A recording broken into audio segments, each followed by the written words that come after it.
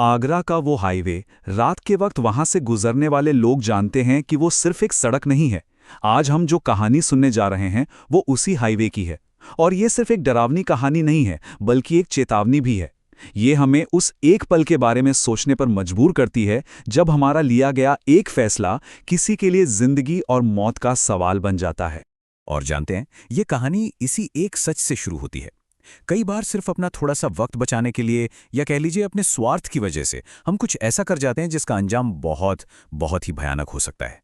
तो कहानी का जो मेन कैरेक्टर है, उसका नाम है हर्ष। एक ऐसा इंसान जो पिछले 1 महीने से एक जाने पहचाने रास्ते पर जाने से भी डर रहा था। अब सवाल ये उठता है कि आखिर क्यों? ऐसा क्या राज था जो उसे उस सड़क से इतना दूर रख रहा था? देखिए, हर्ष का ना सालों से एक ही रूटीन था। हर वीकेंड आगरा हाईवे पकड़ो और सीधा गुरुग्राम अपने माता पिता के पास। लेकिन पिछले 1 महीने से वो कोई न कोई बहाना बना रहा था। अपनी माँ से बस इतना कहता कि उस हाईवे पर कुछ ऐसा हुआ है जो उसके जहन में अटक गया है। पर जब उसके पिता की तबीयत बिगड़ने की खबर आई, तो अब उसके पास जाने के अलावा और कोई रास्ता बचा ही नहीं था। और फिर वो रात आई, शुक्रवार की रात। घना कोहरा था, कड़ाके की ठंड, और हर्ष अपनी गाड़ी में गुरुग्राम के लिए निकल पड़ा। हाईवे पर इतना अंधेरा और सन्नाटा था कि सच में दिल दहल जाए। हर्ष को भी डर लग रहा था कि भाई जरा सी भी चूक हुई तो कोई बड़ा हादसा हो सकता है। गाड़ी चलाते चलाते अचानक उसकी नज़र सड़क के किनारे खड़ी एक लड़की पर पड़ी। वो लिफ्ट मांग रही थी। हर्ष ने थोड़ा आगे जाकर गाड़ी रोकी। एक पल को तो उसे थोड़ा अजीब लगा कि इतनी सुनसान जगह पर यह लड़की अकेले क्या कर रही है, लेकिन फिर उसने सोचा, चलो मदद कर देनी चाहिए। लड़की गाड़ी में बैठी तो हर्ष ने उससे पूछ ही लिया कि वो यहाँ अकेली क्या कर रही है। लड़की ने बताया कि वो घर से भाग कर आई है क्योंकि उसके पिता का बर्ताव उसके साथ ठीक नहीं था। उसकी कहानी सुनकर हर्ष को उस पर दया आ गई। अब तक सब कुछ नॉर्मल लग रहा था, है ना? लेकिन बस यहीं से कहानी में एक भयानक मोड़ आने वाला था। वो लकीर जो हकीकत और वहम के बीच होती है, वो अब पूरी तरह से मिटने वाली थी। तो हुआ ये कि गाड़ी चलाते चलाते यूं ही हर्ष की नज़र गाड़ी के बैक मिरर यानी रियर व्यू मिरर पर गई। एक बहुत ही मामूली सी बात थी ये, लेकिन उसने जो देखा उससे उसके होश उड़ गए। उसने देखा कि जिस लड़की को उसने लिफ्ट दी थी, ठीक वैसी ही एक और लड़की, लेकिन पूरी तरह खून से लथपथ पिछली सीट पर बैठी थी। हर्ष बुरी तरह घबरा गया। उसने जोर से अपनी आंखें मलीं और दोबारा देखा तो पीछे कोई नहीं था। उसे लगा शायद ये उसका वहम है। तभी उस लड़की ने हर्ष से पूछा, तुम 1 महीने से इस रास्ते पर क्यों नहीं आए? उसके बार बार पूछने पर हर्ष का राज आखिरकार खुल ही गया। उसने बताया कि 1 महीने पहले इसी सड़क पर उसने एक गाड़ी को एक लड़की को टक्कर मारकर भागते हुए देखा था। वो लड़की जिंदा थी, लेकिन हर्ष पुलिस के झमेले से और अपनी गाड़ी गंदी होने के डर से उसे वहीं तड़पता छोड़कर चला गया था। ये सब बताने के बाद हर्ष को रास्ते में एक छोटा सा ढाबा दिखा। वो कुछ सामान लेने के लिए नीचे उतरा।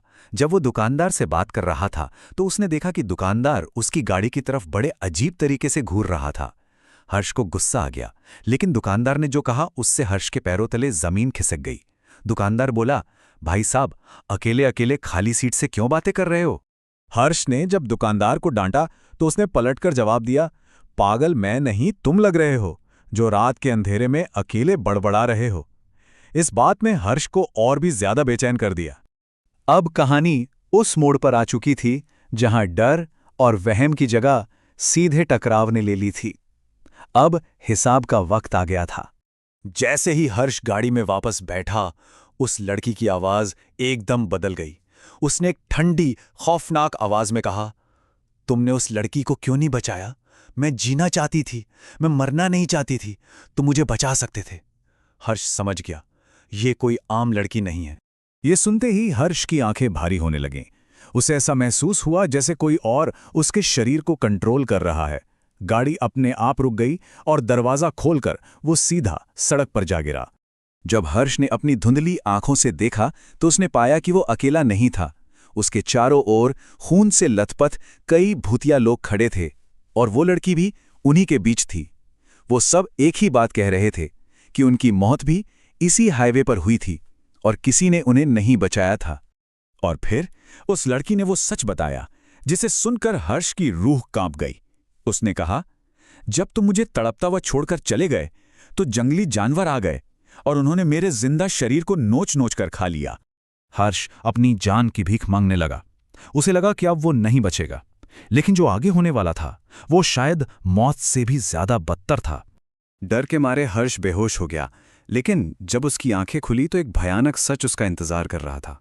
वो वापस अपनी गाड़ी में था, ठीक उसी जगह पर जहां से उसने उस लड़की को लिफ्ट दी थी, और गाड़ी में कोई नहीं था। हर्ष ने सोचा कि शायद ये एक बुरा सपना था। उसने तेजी से गाड़ी आगे बढ़ाई, लेकिन जब उसने बैक मिरर में देखा तो उसके होश उड़ गए।